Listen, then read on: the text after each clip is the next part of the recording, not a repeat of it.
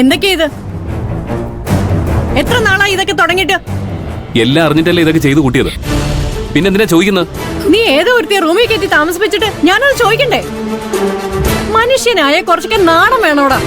ഹോസ്റ്റലിൽ ഒരു പ്രശ്നം ഉണ്ടായതുകൊണ്ട് പാറുവിനെ കുറച്ചു ദിവസം ഇവിടെ താമസിപ്പിക്കാൻ കൈലാഷ് സാർ പറഞ്ഞു. അത്രേ ഉള്ളൂ. അത്രേ ഉള്ളൂ. അല്ലാതെ അമ്മ ചിന്തിച്ചു കൂട്ടിയതുപോലെയൊന്നും ഇല്ല. ഒന്നുമില്ലെങ്കിൽ നിനക്ക് ഇവളുടെ കാര്യം എന്നോട് പറയാറുന്നില്ലേ? നീ പറയുന്നത് ഒന്നും ഇനി ഞാൻ വിശ്വസിക്കില്ല. എന്റെ മുമ്പിൽ നീ ഇത്രയും കാലം നാടകം കളിക്കായിരുന്നല്ലേ? അമ്മേ ഞാൻ നീ മിണ്ടരുത്. കല്യാണപ്രായമായ ഒരു അനിയത്തി വീട്ടിലുണ്ടെന്ന് പോലും നോക്കാതെ ഇത്രയും തരം താന്ന ഒരു കാര്യം നിനക്ക് എങ്ങനെ ചെയ്യാൻ തോന്നി? ഇവളെ നീ ബെഡ്റൂമിൽ കിടത്തിരിക്കുകയാണെന്ന് റോഡിലൂടെ പോകുന്നവര് പറഞ്ഞു വേണം ഞാൻ അറിയാനല്ലേ? നീ എന്റെ വയറ്റിൽ തന്നെ വന്ന് ജനിച്ചു പോയല്ലോ. ഇതിനെല്ലാം കാരണക്കാരി ഇവളാ. നീ ഇവന്റെ ജീവിതത്തിൽ വന്നതിന് ശേഷമാ ഈ വീടിന്റെ സമാധാനം പോയത്. എന്റെ വാക്കിനപ്പുറം നിൽക്കാത്ത ഇവൻ ഇന്ന് നിനക്ക് വേണ്ടി എന്നോട് തർക്കിക്കുക. ഇതിനൊന്നും കാരണക്കാരി ഇവളല്ല. നടന്നത് എന്താണെന്ന് ഞാൻ പറഞ്ഞല്ലോ. നിന്റെ ന്യായീകരണം ഒന്നും എനിക്ക് കേക്കണ്ട. പ്രായപൂർത്തിയായ ഒരു പെൺകുട്ടിയായിട്ടും ഒരു പയ്യന്റെ കൂടെ ഒരേ മുറിയിൽ താമസിക്കാൻ നിനക്ക് നാണമില്ലേ? ഇതാണോ നിന്റെ അച്ഛനും അമ്മയും നിന്നെ പഠിപ്പിച്ച സംസ്കാരം? നിന്നെ പോലെ ഒരു വൃത്തികെട്ടവള് ഇനി ഒരു നിമിഷം പോലും എന്റെ വീട്ടിൽ നിൽക്കരുത്. ഇറങ്ങി പോടി, ഇറങ്ങി പോവാൻ പറഞ്ഞത്.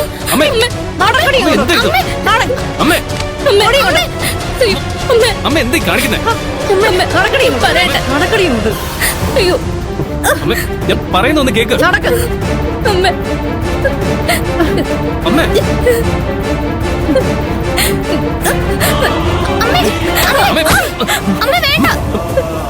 തൊട്ടുപോരുതാണ് മാറിക്കട. നിന്നെ ഞാൻ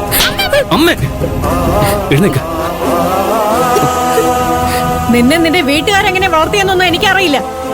സ്വന്തം കാര്യം സാധിക്കാൻ ഏത് നാണംകെട്ട രീതിയിലും ജീവിക്കാൻ അവര് നിന്നെ പഠിപ്പിച്ചു കാണും. പക്ഷേ എന്റെ മോൻ അന്തസ്സോടെ ജീവിക്കണമെന്ന് എനിക്ക് ആഗ്രഹമുണ്ട്. നിന്നെ പോലെയുള്ളവരുടെ സഹവാസം ഉണ്ടെങ്കിൽ അവന് നിന്നെ പോലെ നാണം കെട്ട ഒരു ജന്മാവും. അതെനിക്ക് സഹിക്കാൻ പറ്റില്ല. ഇനി മേല നിന്നെ ഇവന്റെ കൂടെ കണ്ട നിന്നെ കൊന്നുകളയും. നീ മിണ്ടരുത്. ഇനി എന്ത് നോക്കി നിൽക്കുക? ഇറങ്ങി പോടി, ഇറങ്ങി പോവാൻ.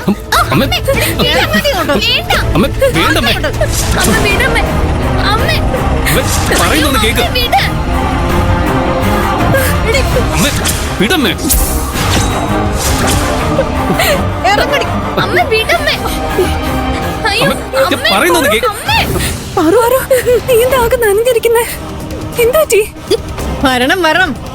നിങ്ങളെയൊക്കെ കണ്ട് 4 വർത്തമാനം പറയാനിരിക്കുകയായിരുന്നു ഞാൻ. ഇവളെയൊക്കെ ഹോസ്റ്റലിൽ തളച്ചിടാൻ പറ്റുന്നില്ലെങ്കിൽ അവളുടെ വീട്ടിലേക്ക് പറഞ്ഞു വിടണം. എന്റെ വീട്ടിലേക്ക് അയച്ച് എന്റെ കുടുംബത്തിന് മനസ്സമാധാനം എന്തിനാ തകർക്കുന്നത്? അങ്ങനെയൊന്നും പറയരുതമ്മ. മാഡത്തിന്റെ ഭാഗത്ത് ഒരു തെറ്റുമില്ല. ഞാൻ അമ്മയോട് തെറ്റ് ചെയ്തിട്ടുണ്ട്. അതിന് അമ്മ എന്നെ എത്ര വേണമെങ്കിലും തല്ലിക്കൊള്ളൂ. പക്ഷെ മാഡത്തിനൊന്നും പറയരുത്. ഞാൻ എന്ത് ചെയ്യണമെന്ന് നീ എന്നെ പഠിപ്പിക്കണ്ട. നീ എന്ത് തെറ്റ് ചെയ്തെന്നാ പറയുന്നേ? എല്ലാത്തിനും ഉത്തരവാദി ഞാനാ.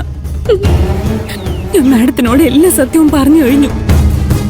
ഇനി നീ എനിക്ക് വേണ്ടി അപമാനം സഹിക്കേണ്ട കാര്യമില്ല.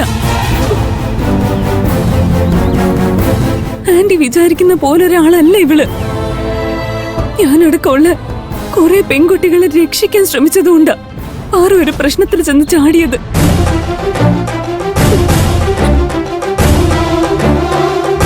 അതിന്റെ പേരില ഇവൾക്ക് ഹോസ്റ്റലിൽ നിന്ന് പുറത്തിറങ്ങേണ്ടി വന്നത്. പെട്ടെന്ന് ഇവളെ എവിടെ താമസിപ്പിക്കണമെന്ന് അറിയാതെ കൈലാഷ് സാറാ പാറുവിനെ ഇങ്ങോട്ട് കൊണ്ടുവന്നത്.